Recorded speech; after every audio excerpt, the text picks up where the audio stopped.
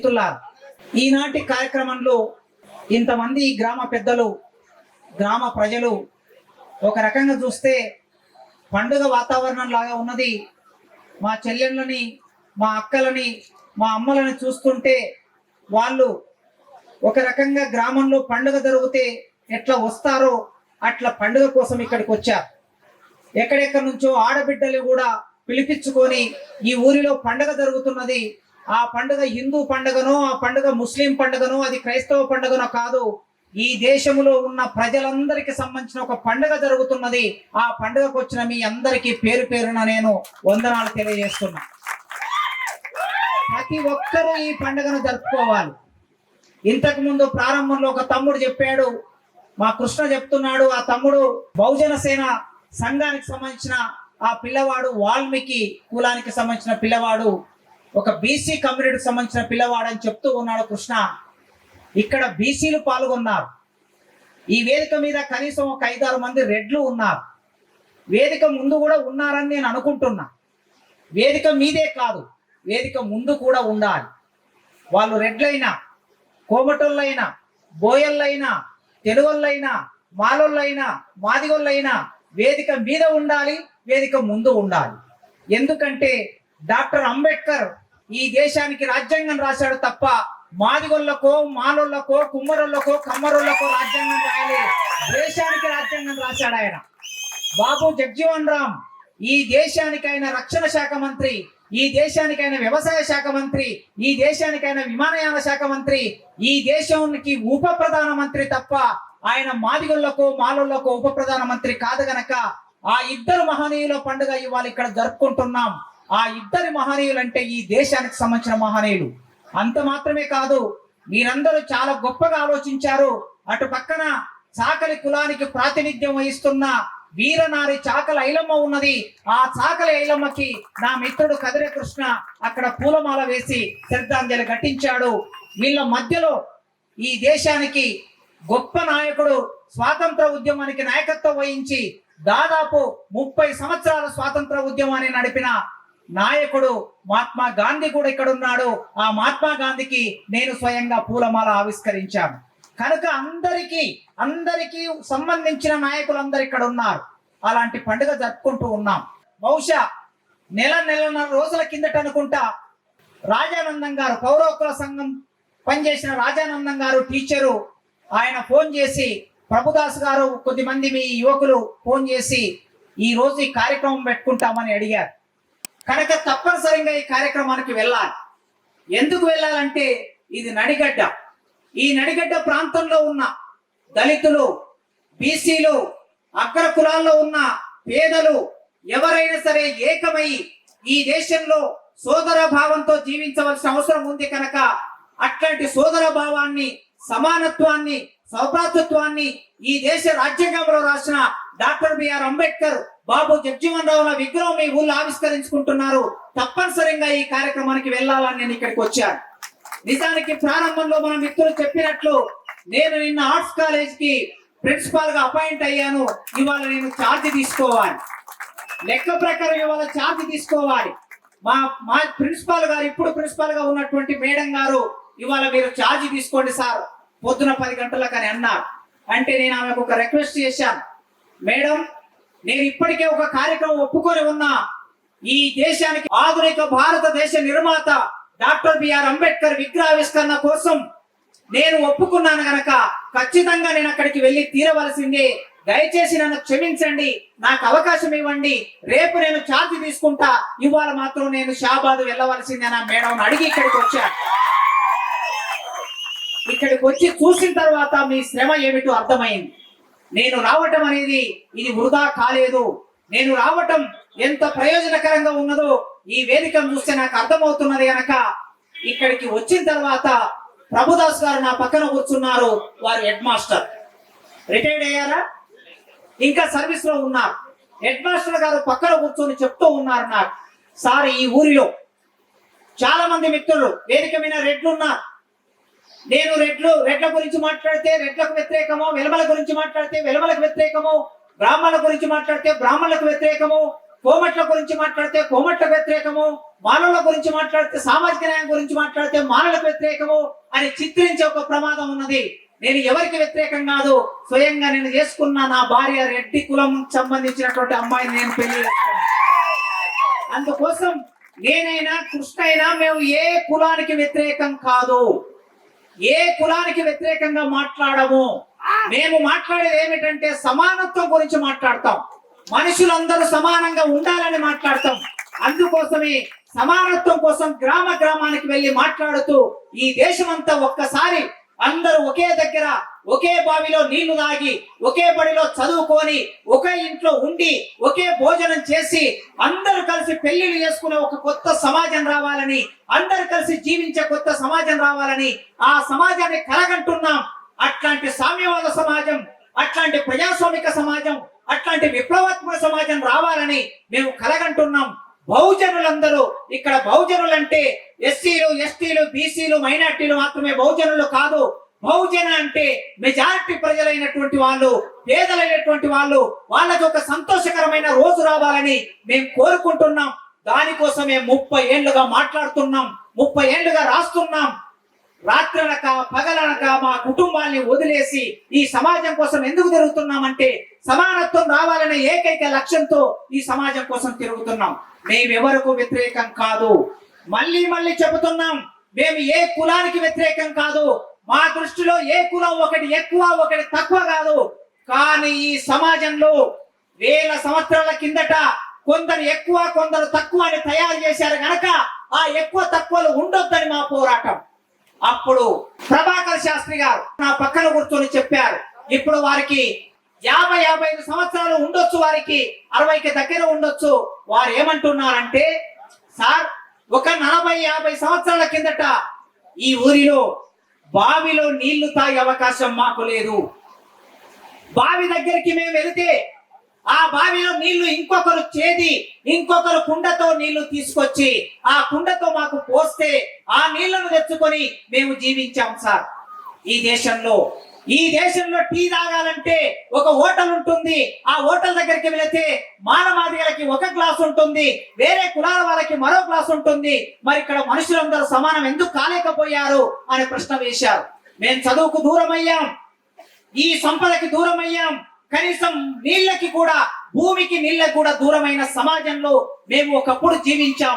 కానీ అట్లాంటి స్థితి నుంచి మేము చదువుకున్నాం, హెడ్ మాస్టర్లమయ్యాం, టీచర్లమయ్యాం, వివిధ ఉద్యోగాలకు అయ్యాం, రాష్ట్రమంతా విస్తరించాం. అట్లా విస్తరించిన తర్వాత ఇవాళ సంతోషంగా అందరం కలిసి మాట్లాడుకుంటున్నాం, అందరం కలిసి సమానంగా జీవిస్తున్నాం అని వారు చెప్పారు ప్రభాకర్ శాస్త్రి గారు. అందుకే ఇదంతా ఎట్లొచ్చింది, ఆయనకు ఉద్యోగం ఎట్లా వచ్చింది, నాకు ఉద్యోగం ఎట్లా వచ్చింది, మీ ఊళ్ళో 30-35 మంది ఉద్యోగస్తులు ఉంటే వాళ్ళకి ఎట్లా వచ్చింది, ఇక్కడ రవి మార్కెట్ కమిటీ చైర్మన్ ఉంటే ఆయనకి ఆ మార్కెట్ కమిటీ చైర్మన్ ఎట్లా వచ్చింది అని ఆలోచిస్తే ఇట్లాంటి సమాజం కేవలం మీ ఊరిలోనే లేదు, షాబాదులోనే లేదు, దేశమంతా ఇదే పరిస్థితి ఉండింది. 100 సంవత్సరాల కిందట, 50 ఏళ్ల కిందట, 30 ఏళ్ల కిందట, 20 ఏళ్ల కిందట, 2024లో కూడా ఇదే సమాజం ఇంకా కొనసాగుతున్నది. హైదరాబాద్ కి 20 కిలోమీటర్ల దూరంలో ఒట్టి నాగులపల్లి అనే ఒక ఊరు ఉంటుంది. ఆ ఒట్టి నాగులపల్లి అనే ఊరు హైటెక్ సిటీకి దగ్గరగా ఉంటుంది. ఆ ఊరిలో బోనాల పండుగ చేశారు. బోనాల పండుగ చేస్తే ఆ పండుగకి మాదిగోళ్ళందరూ బోనాలు తయారు చేసుకొని ఆ బోనాలను తీసుకొని వెళితే మాదిగోళ్ళు బోనాలు తీసుకొని రావడానికి వీల్లేదని ఆ ఊరిలో ఉన్నటువంటి ఆధిపత్య వర్గాలు మాదిగోళ్ళని ఊరు నుంచి వెలివేశారు. ఇది 2024 3 నెలల కిందట జరిగింది. 1950లో జరిగిన, 60లో జరిగిన, 1870లో జరిగిన, లేదా 1900 సంవత్సరంలో జరిగిన, అంబేద్కర్ పుట్టినప్పుడు ఎట్లా ఉందో, జగజీవన్ రామ్ పుట్టినప్పుడు ఎట్లా ఉందో, గాంధీ పుట్టినప్పుడు ఎట్లా ఉందో, చాకలి ఐలమ్మ పుట్టినప్పుడు ఎట్లా ఉందో, ఈనాటికి కూడా ఇంకా సమాజంలో అసమానతలు కొనసాగుతున్నాయి గనక మనం ఇలాంటి వాళ్ళ విగ్రహాలు పెట్టుకుంటున్నాం, మాట్లాడుతున్నాం. అట్లాంటి సమాజం నుంచి వచ్చిన వాడు డాక్టర్ బిఆర్ అంబేద్కర్. మీరందరూ రేపు ఇలా అంబేద్కర్ ఏలు పెట్టి చూపిస్తూ ఉన్నాడు. ఆ ఏలు పెట్టి చూపిస్తున్నప్పుడు మనం ఎక్కడికి వెళ్ళమంటున్నారు? రేపు మీ పిల్లలు అడుగుతారు, అమ్మ ఆయన పేరేమిటి, ఆయన ఏం చేశాడు, లేదా బాబు జగజీవనరావు ఏం చేశాడు, గాంధీ ఏం చేశాడు, చాకలి ఐలమ్మ ఏం చేసింది అని రేపు మీ పిల్లలు మిమ్మల్ని అడుగుతారు. మిమ్మల్ని అడిగినప్పుడు మీ పిల్లలకి మీరు చెప్పాలి. మీ పిల్లలకు మాత్రమే కాదు, మీ మనవలకి మనవరాళ్ళకి చెప్పాలి. సమాజాన్ని చైతన్యం చేయాలి. చైతన్యం చేసినప్పుడే సమాజంలో మార్పు వస్తుంది గనక మరి మీరు చెప్పాలంటే మీకు తెలవాలి. ఈ అంబేద్కర్ మనకు చుట్టం కాదు, మన పక్క ఊరు కాదు, మన జిల్లా కాదు, గద్వాల కాదు, అలంపూరు కాదు, కర్నూలు కాదు, ఎక్కడో ఇక్కడికి 1000 కిలోమీటర్ల దూరంలో ఉన్న ఊరిలో పుట్టిన అంబేద్కర్ మీ ఊరికి వచ్చాడు. ఇక్కడ నుంచి 1500 కిలోమీటర్ల దూరంలో ఉన్న ఊరు నుంచి బాబు జగజీవన్ రామ్ మీ ఊరికి వచ్చారు. ఏమిటి వాళ్ళకు మనకు బంధం? వాళ్ళకు మనకు బంధం ఏమిటంటే ఈ దేశంలో రక్తబంధం వాళ్ళకి మనకి ఉన్నది. ఈ రక్తబంధం ఏమి? వాళ్ళు పుట్టిన కులం దోపిడికి గురయ్యే కులంలో పుట్టారు, అంటరాని కులంలో పుట్టారు. ఈ అంటరాని కులంలో పుట్టినటువంటి వాళ్ళు తిరిగి మళ్ళీ మన కోసమే పనిచేశారు. మన లాంటి కులంలోనే పుట్టారు. అంబేద్కర్ కు బడికి వెళ్దామంటే బడిలోకి రానివ్వలేదు. జగజీవన్ రావు బడికి వెళ్దామంటే బడిలోకి రానివ్వలేదు. ఎప్పుడు? ఇది 130 సంవత్సరాల కిందటి సంగతి. 120 సంవత్సరాల కిందట వాళ్ళు పుట్టినప్పుడు చిన్న పిల్లవాడు అంబేద్కర్ తీసుకొని పోతే బడిలోకి రానివ్వలేదు. బడిలోకి రానివ్వకపోతే మరి ఎట్లా చదువుకున్నాడు? బడి బయట ఉండి చదువుకున్నాడు. ఎండకు ఎండుతూ, వానకు తడుస్తూ, చలికి వరుకుతూ బయట ఉండి చదువుకున్నాడు. బాబు జగజీవన్ రావు గారు కూడా 20 ఎకరాల భూమి ఉన్నటువంటి ఆయన తల్లి చదువుకున్నది. జగజీవన్ రామును తీసుకెళ్లి బడిలో చేర్పిస్తే ఆ బడిలో ఒక కుండ ఉండేది. ఆ కుండలో నీళ్లు తాగాలంటే కేవలం ఎక్కువ కులం వాళ్ళు మాత్రమే నీళ్లు తాగాలి. జగజీవన్ రామ్ గాని, మాదిగోళ్ళు గాని, మానవులు గాని ఆ కుండలో నీళ్లు తాగడానికి వీల్లేదు. బీహార్ రాష్ట్రంలో పుట్టాడు ఆయన. అంబేద్కర్ మహారాష్ట్రంలో పుట్టాడు. బీహార్ రాష్ట్రంలో పుట్టిన జగజీవన్ రామ్ బడికి పోయినప్పుడు 5 సంవత్సరాల వయసులో నీళ్లు తాగడానికి కుండ లేకపోతే, ఆ నీళ్లను తాగనివ్వకపోతే రోజు స్కూల్ వదిలిపెట్టిన తర్వాత రోజు ఒక కుండను పగలగొట్టేవాడట జగజీవన్ రావు. రోజు ఒక కుండ. చాలా మంది ఈ మధ్య కొద్ది ప్రచారం చేస్తున్నారు, మీరు కూడా వినండి. సోషల్ మీడియాలో మాట్లాడుతున్నారు, బాబు జగజీవన్ రావు మాదిగోళ్ళ కోసం పనిచేశాడు, అంబేద్కర్ మాలల కోసం పనిచేశాడని మేము మాట్లాడినట్టుగా, ముఖ్యంగా నేను మాట్లాడినట్టుగా కొందరు మాట్లాడుతున్నారు. ఇది తప్పు. అంబేద్కర్ పుట్టింది మహర్ కులంలో, నిజం. ఇది చరిత్ర. అంబేద్కర్ పుట్టింది మాలకులం అంటే మహర్ కులం అక్కడ మహారాష్ట్రలో, ఇది నిజం. బాబు జగజీవన్ రావు పుట్టింది చమార్ కులం అంటే మాదిగ కులం, అది నిజం. కానీ వాళ్ళు పుట్టిన కులం కోసమే వాళ్ళు పనిచేయలేదు. వాళ్ళు ఈ దేశం కోసం పనిచేశారు. అంటరానితనానికి వ్యతిరేకంగా పనిచేశారు. చిన్నప్పటి నుంచే పని మొదలు పెట్టాడు జగజీవన్ రామ్. మేము తాగని కుండలో, మేము నీళ్లు తాగని కుండ ఈ బడిలో ఉండడానికి వీల్లేదని రాళ్ళు తీసుకొని కుండను పగలగొడుతూ ఉండేవాడు రోజు. అట్లా రోజు పగలగొడుతుంటే ఒక రోజు హెడ్ మాస్టర్కి అనుమానం వచ్చింది, ఎవడు పగలగొడుతున్నాడు కుండనని. అనుమానం వస్తే ఒక టీచర్ను పెట్టాడు, ఎవరు పగలగొడుతున్నారో చూడమంటే చివరికి స్కూల్లో అందరి వదిలిపెట్టిన తర్వాత సార్లు వెళ్ళిపోయారు, పిల్లలు వెళ్ళిపోయారు, అటెండర్లు వెళ్ళిపోయారు. జగజీవన్ రామ్ ఒక్కడే ఉండేవాడు. రాయి తీసుకెళ్లి ఆ కుండ మీద వేసి వెళ్ళిపోయేవాడు ఇంటికి. అట్లా ఒక రోజు ఒకసారి చూశాడు, ఎవరు పగలగొడుతున్నాడంటే జగజీవన్ రామ్ పడగొడుతున్నాడని అర్థమయ్యి ఆయనను పట్టుకొని, చిన్న పిల్లవాడు కదా జగజీవన్ రామ్, ఆయనను పట్టుకొని హెడ్ మాస్టర్ దగ్గర తీసుకెళ్తే అడిగాడట హెడ్ మాస్టర్, ఎందుకు రాయి కుండను పగలగొడుతున్నావంటే, సార్ మరి నేను మనిషినే కదా, నీకు 2 కళ్ళు ఉన్నాయి, 2 కాళ్ళు ఉన్నాయి, 2 చేతులు ఉన్నాయి, నాకు కాళ్ళు ఉన్నాయి, నీవు నేను ఒకేలాగా ఉన్నాం, మరి నన్నెందుకు ఆ కుండలో నీళ్లు తాగనివ్వటం లేదని ఆ హెడ్ మాస్టర్ ని జగజీవన్ రావు అడిగాడట. అడిగితే అప్పుడు ఆ హెడ్ మాస్టర్ ఆ రోజు నుంచి 2 కుండలు కాదు, మాలమాదిలకు 1 కుండ, ఎక్కువ కులం వాళ్ళకి మరో కుండ కాకుండా మొత్తం అందరికి స్కూల్లో ఉన్న పిల్లలందరూ ఒకే కుండలో నీళ్లు తాగాలని పోరాటం చేసి సాధించాడు జగజీవన్ రావు. ఈ పోరాటం మాదిగోళ్ళ కోసమే చేయలేదు జగజీవన్ రావు, అందరి కోసం చేశాడు. ఆ జగజీవన్ రావు పోరాటం అనేది బాల్యంలోనే ఉంది. ఆయన పోరాడే తత్వం, కుండను పగలగొట్టే తత్వం, ప్రశ్నించే తత్వం ఆయనకు ప్రారంభం నుంచే వచ్చింది. అక్కడ నుంచి ఎక్కడెక్కడికో వెళ్ళాడు. కలకత్తా వెళ్ళాడు, రైతులు సమీకరించాడు. కలకత్తా వెళ్ళిన తర్వాత చదువుకోవడానికి వెళ్ళాడు. బెనారస్ యూనివర్సిటీ వెళ్ళాడు. అక్కడికి చదువుకోవడానికి వెళ్తే ఒక హాస్టల్ ఉండేది. హాస్టల్లో వెళ్ళి అన్నం తిందామంటే జగజీవన్ రాము తినేటటువంటి ప్లేటును అక్కడ ఉన్న హాస్టల్ వర్కర్లు కడిగే వాళ్ళు కాదు. అక్కడ ఉన్న మిగతా కులాల పిల్లలందరూ ఏకమై జగజీవన్ రావుకు సపోర్ట్ చేశారు. ఆ పిల్లవాడిలో ఉన్న మనిషి తత్వాన్ని అర్థం చేసుకొని వాళ్ళందరినీ సపోర్ట్ చేసి, నీవు ఈ హాస్టల్లో ఉన్నట్లే మేము ఈ హాస్టల్లో ఉన్నాం, మేము తింటున్నట్లే నీవు తింటున్నావు కనుక నీ ప్లేట్ కూడా కడగాలని వాళ్ళందరూ నిలబడితే జగజీవన్ రావు ఒక మాట అన్నాడు, నా కోసం మీరు బాధపడవద్దు, ఈ సమాజం మారడానికి చాలా సమయం పడుతుంది.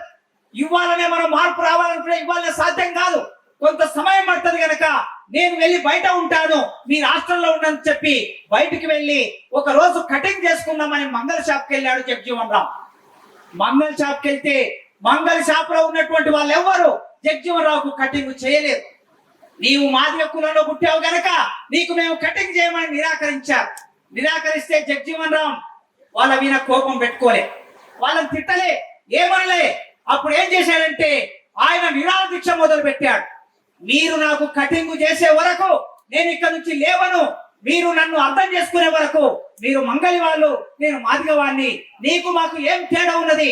నీవు మట్టి పని చేస్తావు, నీవు రకరకాల పనులు చేస్తూ ఉంటావు, శరీరం మీద పెరిగినటువంటి వెంట్రుకల్ని సాపు చేస్తూ ఉంటావు, నీవు అగ్రకులకు సేవ చేస్తావు, నేను కూడా అంతే కదా, నేను చెప్పులు కొట్టి బతుకుతాను, డప్పులు కొట్టి బతుకుతాను, నీకు నాకు ఏం తేడా ఉంది, నాకెందుకు కటింగ్ చేయమని ఆయన అడిగి వాళ్ళందరినీ అర్థం చేయించి అప్పుడు అక్కడ కటింగ్ చేసుకొని అట్లా పోరాటాన్ని మొదలు పెట్టాడు జగజీవన్ రామ్. ఈ దేశంలో చిన్నప్పటి నుంచి మొదలు పెట్టి యువకుడైన తర్వాత 1930లో ఈ మహాత్మా గాంధీ గారు ఉప్పు సత్యాగ్రహానికి పిలిపిస్తే, ఈ దేశానికి స్వాతంత్రం కావాలని పిలిపిస్తే ఆ పోరాటంలో భాగమై లాఠీ చార్జ్ గురై లాఠీ దెబ్బలు తిన్నాడు పోలీసుల చేత, వెళ్ళి జైల్లో ఉన్నాడు.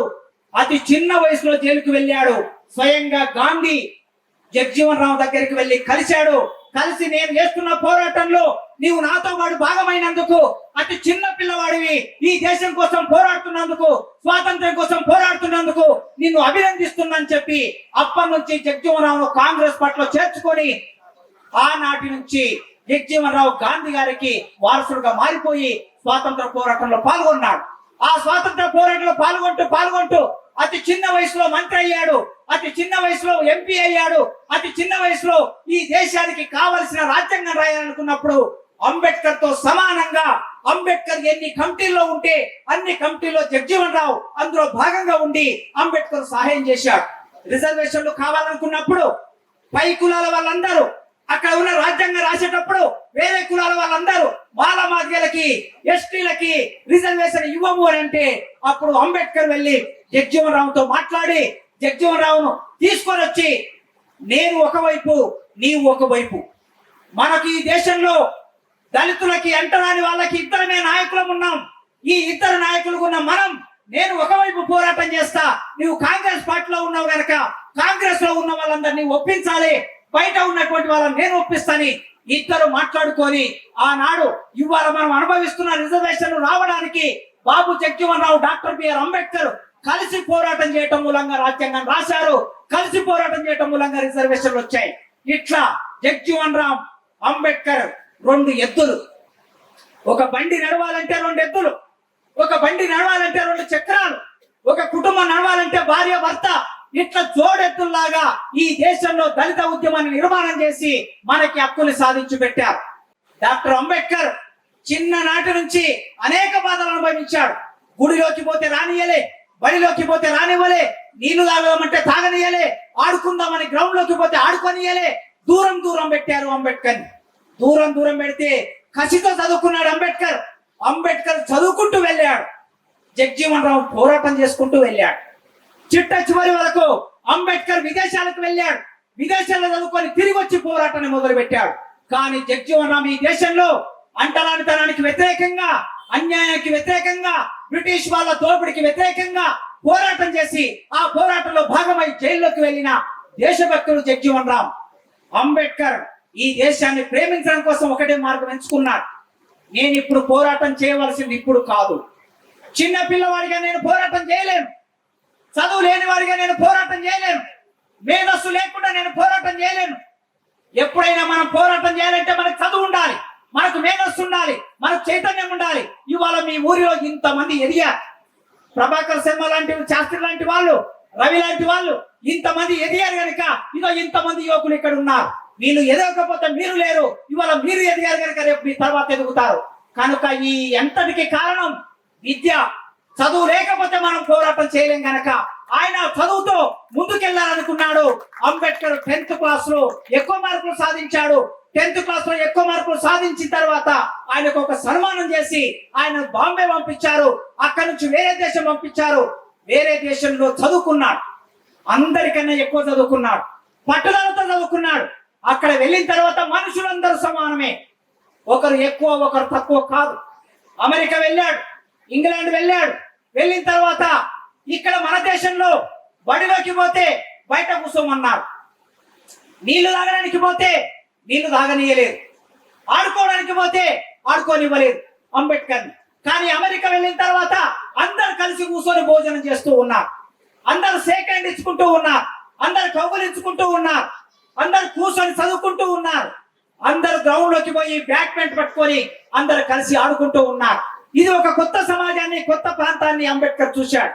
చూసిన తర్వాత మనసులో ఏమనుకున్నాడు, నా భారతదేశం ఇట్లా ఎందుకు లేదు, నా దేశంలో అందరు సమానం ఎందుకు లేరు. మనుషులంటే ఒకడు ఊరికి దూరంగా మాలమాదిగలు ఉంటారు, వాళ్ళు చచ్చిన పశువులను తీసుకెళ్ళాలి, గొట్టను కోయాలి, చెప్పులు కుట్టాలి, డప్పులు కొట్టాలి, చాకిరి పనులు చేయాలి, మురికి పనులు చేయాలి. వాళ్ళు ఎందుకు మురికి పనులు చేయాలి? మంగళోళ్ళు చదురం ఎందుకు చేయాలి? సాకలను బట్టలు ఎందుకు ఉతకాలి? కుమ్మరోళ్ళు కుండలు ఎందుకు చేయాలి? గౌళ్ళు చెట్టు ఎందుకు ఎక్కాలి? తెలుగు వాళ్ళు చేపలు ఎందుకు పట్టాలి? మరి బ్రాహ్మణుడు ఏ పని చేయకుండా ఎట్లా ఉంటాడు? ఈ ప్రశ్న అంబేద్కర్ వేసుకున్నాడు. అందరూ అన్ని పనులు చేస్తున్నప్పుడు మరి కొందరే పని చేస్తున్నారు, కొందరు పని చేయకుండా ఈ దేశంలో దోపిడీ చేస్తున్నారు, దోపిడీ చేసి అన్యాయం చేస్తున్నారని అంబేద్కర్ ఆలోచించి అప్పుడు తిరిగి భారతదేశానికి వచ్చాడు, చదువుకొని వచ్చాడు.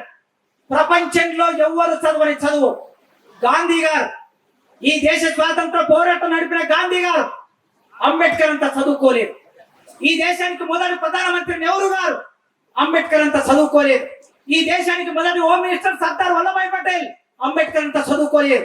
ఈ దేశానికి మొదటి రాష్ట్రపతి బాబు రాజేంద్ర ప్రసాద్ అంబేద్కర్ అంతా చదువుకోలేదు. వీళ్ళందరూ బ్రాహ్మణులు, వీళ్ళందరూ కోమటోళ్ళు బ్రాహ్మణులు, పై కులాలలో పుట్టినటువంటి వాళ్ళు ఎవరు కూడా అంబేద్కర్ చదివినంత చదువుకోలేదు. అంబేద్కర్ అంత పెద్ద చదువుకొని తిరిగి భారతదేశానికి వచ్చాడు. భారతదేశానికి వచ్చి ఎవరి కోసం పనిచేశాడు? మన కోసమే పనిచేశాడు. ఈ దేశంలో మహిళల కోసం, ఈ దేశంలో అంటరాని వాళ్ళ కోసం, బౌద్ధుల కోసం, పేదవాళ్ళ కోసం అంబేద్కర్ పోరాటం చేశాడు. నీళ్ల కోసం మీరు ఎట్లా పోరాటం చేశాడు? అంబేద్కర్ తన జీవితంలో నీళ్ల కోసమే పోరాటాన్ని మొదలు పెట్టాడు.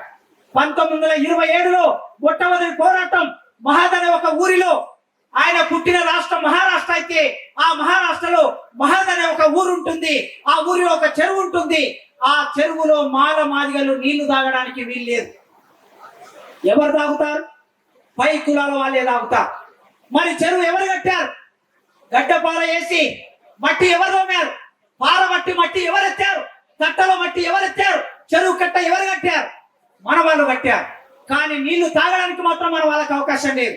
అంబేద్కర్ వెళ్ళి వాళ్ళందరినీ చైతన్యపరిచి ఈ నీళ్లు రావడానికి మీరే కారణం, పాతాళంలో ఉన్న గంగని పైకి తీసుకొచ్చారు. ఆ పాతాళంలో ఉన్న గంగని పైకి తీసుకొచ్చినప్పుడు ఆ నీళ్ల మీద మనకు హక్కు ఉంటుంది. ఈ దేశంలో పుట్టి పెరిగినటువంటి మనకు కూడా ఆ హక్కు కోసం, హక్కు మన దగ్గరికి రాదు. అడిగితే హక్కులు ఎవరు ఇవ్వరు. పోరాటం చేస్తేనే హక్కులు ఇస్తారు కనుక మీరు పోరాటం సిద్ధం కావాలా? ఆ చెరువులో నీళ్లు తాగాలని ఒక పెద్ద పోరాటం నడిపాడు. చెరువు దగ్గర తీసుకెళ్లాడు, మన ప్రజలు నీళ్లు తాపాడు. నీళ్లు తాగిన తర్వాత అగ్ర కులాల వాళ్ళు వచ్చి అంబేద్కర్ మీద దాడి చేశారు. నీళ్లు తాగిన వాళ్ళ మీద దాడి చేశారు, అంబేద్కర్ మీద దాడి చేశారు. గాయాలకు గురయ్యారు, చేతులు ఇరుగొట్టారు, రక్తం చిందింది. అయినా కూడా అంబేద్కర్ శాంతియుతంగా తన ప్రజలందరినీ ఏకం చేసి అక్కడ కూర్చోబెట్టి జిల్లా కలెక్టర్ అక్కడ రప్పించి జిల్లా కలెక్టర్ తో మాట్లాడి ఈ నీళ్ల మీద మాకెందుకు హక్కు లేదు, ఈ ప్రభుత్వం మా కోసం ప్రభుత్వం కాదా, బ్రిటిష్ ప్రభుత్వం మా కోసం పనిచేయటం లేదని ఆ ప్రభుత్వాన్ని నిలదీసి నీళ్ల మీద హక్కును కల్పించిన మొట్టమొదటి పోరాటం చేసిన అంబేద్కర్ ఈ దేశంలో మనకు ఒక పోరాట మార్గాన్ని ఇచ్చాడు. మీరు పోరాటం చేశారు నీళ్ల కోసమే, అంబేద్కర్ పోరాటం చేశాడు. ఇట్లా పోరాటం చేసుకుంటా వచ్చి నా ప్రజలకి హక్కులు ఇవ్వాలంటే ఒక రాజ్యాంగం రాయాలని ఆయన రాజ్యాంగాన్ని రాశాడు. ఆ రాజ్యాంగంలో ఎన్నో హక్కులు కల్పించాడు. దాని వలన రాష్ట్రపతులు అవుతున్నారు, ప్రధానమంత్రులు అవుతున్నారు, ముఖ్యమంత్రులు అవుతున్నారు. మనం ఎవరైనా ప్రధానమంత్రులం అయ్యామా? ఈ దేశంలో మనం ప్రధానమంత్రులం అయ్యామా? ఈ దేశంలో మనం ముఖ్యమంత్రి, రాష్ట్రానికి మనం ముఖ్యమంత్రులం అయ్యామా? కాలేదు. ఆంధ్రప్రదేశ్ అనే రాష్ట్రం ఏర్పడినప్పటి నుంచి ఇప్పటి వరకు మొదట బాపనలు పరిపాలించింది, తర్వాత వెలుమలు వచ్చింది, ఆ తర్వాత రెడ్లు వచ్చింది, ఆ తర్వాత కమ్మళ్ళు వచ్చింది, ఆ తర్వాత మళ్ళీ వెలుమలు వచ్చింది, ఇప్పుడు మళ్ళీ రెడ్లు వచ్చింది. ఎందుకు బీసీలు రాలే? ఒక బోయ్ అయినా ఎందుకు ముఖ్యమంత్రి కాలే? ఒక బీసీ కులాల్లో ఒక గౌడ, ఒక ముదిరాజు, ఒక యాదవ ఎందుకు ఇది ఈ రాష్ట్రానికి ముఖ్యమంత్రి కాలే? ఒక మాల మాది ఎందుకు ముఖ్యమంత్రి కాలే? ఆలోచిస్తే ఈ దేశ రాజ్యాంగం అందరి కోసం అంబేద్కర్ రాశాడు, కానీ కొందరు ఉపయోగించుకుంటున్నారు. ఆ కొందరు ఉపయోగించుకోకూడదు. అందరికి సమానంగా రాజ్యాంగం రావాలని, రాజ్యాంగ హక్కులు మనకు రావాలని మనం కోరుకుంటున్నాం. ఉద్యోగాల్లో సమాన వాటు రావాలని, రాజకీయాల్లో సమాన వాటు రావాలని, ముఖ్యంగా భూమి మీద ఇక్కడ ఉన్న దళితులు, చాలా మంది దళితులు కూర్చున్నారు. ఈ దళితులకి ఎంత భూమి ఉన్నది? ఒక్కొక్క కుటుంబానికి భూమి ఎంత ఉందో చూస్తే మీకే తెలుస్తుంది. వేరే వాళ్ళకి 50 ఎకరాలు, 100 ఎకరాలు, 150 ఎకరాలు, 20 ఎకరాలు, 30 ఎకరాలు ఉంటాయి. కానీ మాల మాదిలకు మాత్రం 1 ఎకరం, 2 ఎకరాలు, ఎకరమున్నర, అర ఎకరం మాత్రమే ఎందుకుంటుంది? దళితులకి 1 ఎకరం భూమి ఎందుకుంటుంది అనే ప్రశ్న ఇవాళ మనం వేసుకోవాలి. భారత రాజ్యాంగం హక్కులందరికీ సమానంగా ఇచ్చినప్పుడు మనకి భూమి ఎందుకు లేదు? భారత రాజ్యాంగం హక్కులందరికీ సమానంగా ఇచ్చినప్పుడు మనకి ఐఏఎస్ పెద్ద పెద్ద ఉద్యోగాలు మన జనాభా ప్రకారం మనం ఎందుకు రావటం లేదు? ఈ దేశంలో ఇంకా మనుషులుగా మనల్ని చూడటం లేదు. 2024 అంటే రాజ్యాంగం అమల్లోకి వచ్చి 73 ఏళ్ళు అయింది. ఈ దేశానికి స్వాతంత్రం వచ్చి 75 ఏళ్ళు అయింది. ఇంకా అంటరానితనం ఈ ప్రాంతంలో అంటరానితనం అమలవుతున్నది. నారాయణపేట ప్రాంతంలో, మక్తల్ ప్రాంతంలో, గద్వాల ప్రాంతంలో ఇంకా కొందరు మాత్రమే ఆధిపత్యం చెలాయిస్తున్నారు. ఇంకా కొందరు మాత్రమే పెత్తనం చెలాయిస్తున్నారు. మరి కింది కులాలకి ఎప్పుడు స్వాతంత్రం వచ్చేది? గుజరాత్ రాష్ట్రంలో ఒక పిల్లవాడు, గుజరాత్ రాష్ట్రంలో ఈ దేశ ప్రధానమంత్రి పుట్టిన రాష్ట్రంలో, ఆయన ముఖ్యమంత్రిగా పనిచేసిన రాష్ట్రంలో ఒక పిల్లవాడు గుర్రం మీద ఎక్కినందుకు, గుర్రం మీద ఎక్కితే ఒక మాల మాదిగ కులానికి చంద్రవాడివి, మా కళ్ళ ముందల గుర్రం మీద ఎక్కుతావని చెప్పి ఆ పిల్లవాడిని గుర్రాన్ని దింపి కొట్టి చెట్టుకు కట్టేశారు. 2018లో ఈ సంఘటన జరిగింది. ఎందుకు ఈ సంఘటన జరుగుతున్నాయి అంటే ఇంకా భారతదేశ రాజ్యాంగం మనకి ఇచ్చారు కానీ ఆ రాజ్యాంగం సరిగ్గా అమలు చేయటం లేదు. కారంచేడు అనే గ్రామంలో మళ్ళీ నీళ్ళ కోసమే నీళ్ళు అడిగినప్పుడల్లా, భూమి అడిగినప్పుడల్లా మనల్ని చంపేస్తున్నారు, మనల్ని దాడులు చేస్తున్నారు, ఊళ్ళ నుంచి వెళ్ళగొడుతున్నారు. నేను మంచి బట్టలు వేసుకుంటే ఓర్వలేరు, మంచి చెప్పులు వేసుకుంటే ఓర్వలేరు, మంచి చదువుకుంటే ఓర్వలేని పరిస్థితి ఇంకా ఈ దేశంలో కొనసాగుతున్నది కనుక మనం ఆలోచించాలి. మీ పిల్లలందరినీ చదివించండి, మీ పిల్లలందరినీ గొప్పగా చదివించండి. కేవలం చదువు మాత్రమే కాకుండా ఈ సమాజం గురించి ఆలోచించేటట్టు చేయండి. మంచి మనుషులుగా తీర్చిదిద్దండి. ఇవాళ ఇంతమంది, ఒక 100 మంది యువకులు ఉన్నారు, 100 మంది యువకులు ఉన్నారు షాబాద్లో. యువకులారా, మీకు ఒక విజ్ఞప్తి చేస్తున్నా. అంబేద్కర్ విగ్రహం పెట్టుకున్నారు, జగ్జీవన్ రావు విగ్రహం పెట్టుకున్నారు. విగ్రహం పెట్టుకోవడంతోనే అది గొప్పతనం కాదు. మనం అంబేద్కర్ లాగా జీవిస్తున్నామా? అంబేద్కర్ కి తాగుడు అలవాటు లేదు, అంబేద్కర్ కి చెడు పనులు చేసే అలవాటు లేదు, అంబేద్కర్ కి చదవడం అనే అలవాటు ఉన్నది, అంబేద్కర్ కి పోరాటం చేయడం అనే అలవాటు ఉన్నది. మనం తాగుడుకు బానిసలమైతే మన కుటుంబాలు సర్వనాశనం అవుతాయి. మనం ఇతర చెడు అలవాట్లకి గురైతే, గంజాయికి గురైతే, మత్తు పదాలకు గురైతే బాధపడేది మన తల్లి బాధపడుతుంది, మన తండ్రి బాధపడతాడు, మన భార్య బాధపడుతుంది, మన పిల్లలు బాధపడతారు. కనుక మీరు ఒక శపథం తీసుకోండి. ఈ రోజు నుంచి షాబాద్ గ్రామంలో ఎస్సీలు, ఎస్టీలు, బీసీలు, యువకులుగా ఉన్న వాళ్ళం, పెద్దలుగా ఉన్న వాళ్ళం, చదువుకున్న వాళ్ళం, మేము ఈ రోజు నుంచి ఒక్కరం కూడా మేము బీరు తాగము, మేము సారు తాగమని మీరు ప్రతిజ్ఞ తీసుకుంటేనే నిజంగా అప్పుడు మీరు అంబేద్కర్ వారసులు అవుతారు తప్ప లేకపోతే అంబేద్కర్ వారసులు కాలే. మాటలు ఎన్నైనా చెప్పొచ్చు కానీ ఆచరించి చూపెట్టాలి. మీరు పొద్దంతా కష్టపడి పనిచేస్తారు, 500 1000 రూపాయలు సంపాదించుకుంటారు. మీరు సంపాదించుకున్న డబ్బు తీసుకెళ్ళి ఎక్కడ ఖర్చు పెడుతున్నారు? వైన్ షాపోడికి ఇస్తున్నారు. వైన్ షాపోడు ఎవడో ఉంటాడు, అది తయారు చేసే కంపెనీ ఇంకోటి ఉంటుంది. మీరు కష్టపడి సంపాదించుకున్న డబ్బులన్నీ వాళ్ళ దగ్గరికి వెళ్తున్నాయి. పండుగల పేరు మీద, పబ్బాల పేరు మీద, జాతరల పేరు మీద మీ డబ్బులంతా వృధాగా ఖర్చు పెడితే, నువ్వు ఒక పండుగలో ఒక బట్ట కొంటే ఆ బట్ట వ్యాపారస్తుల దగ్గరికి వెళ్తుంది, ఒక కొబ్బరికాయ కొంటే అది వ్యాపారస్తుల దగ్గరికి వెళ్తుంది, ఒక ఊదిబత్తి కొంటే అది వ్యాపారస్తుల దగ్గరికి వెళ్తుంది, ఒక సారా కొంటే అది వ్యాపారస్తుల దగ్గరికి వెళ్తుంది. మీరు ఏం కొన్నా కూడా వృధాగా ఖర్చు ఏం చేసినా అది వ్యాపారస్తుల దగ్గరికి వెళ్తుంది, అగ్ర కులాల దగ్గరికి వెళ్తుంది, పెట్టుబడిదారుల దగ్గరికి వెళ్తుంది తప్ప నీకు వచ్చేది ఏమీ లేదు. అదే నువ్వు రోజుకు 100 రూపాయలు తాగితే నెలకి 3000 రూపాయలు అవుతాయి. నెలకి 3000 రూపాయలు అయితే సంవత్సరానికి 36,000 అవుతాయి. సంవత్సరానికి 36,000 పెట్టి నీవు ఒక పావు తులం బంగారు కొన్ని పెడితే నీ బిడ్డ పెరిగి పెద్దగైన తర్వాత నీ బిడ్డ పెళ్లికి వచ్చిన తర్వాత ఒక 2 తులాలో 3 తులాలో బంగారం నీ బిడ్డకి పెట్టి పంపించవచ్చు. అంటే నువ్వు తాగడం ఆపేస్తే నీ జీవితంలో కనీసం 10 తులాల బంగారాన్ని సంపాదించగలవు. లేదు బంగారం కాకపోతే భూమి కొని పెట్టండి. నీ దగ్గర 2 లక్షలు ఉంటే బర్త్డే పార్టీల మీద ఖర్చు పెడుతున్నారు, జాతరల పేరు మీద ఖర్చు పెడుతున్నారు, పండుగల పేరు మీద ఖర్చు పెడుతున్నారు. అది హిందూ మతమైనా, క్రైస్తవ మతమైనా, ఇస్లాం మతమైనా ఈ ఖర్చులు అనేవి వీటి వలన మనకేమి రావు. అంబేద్కర్ ఏం చెప్పాడు?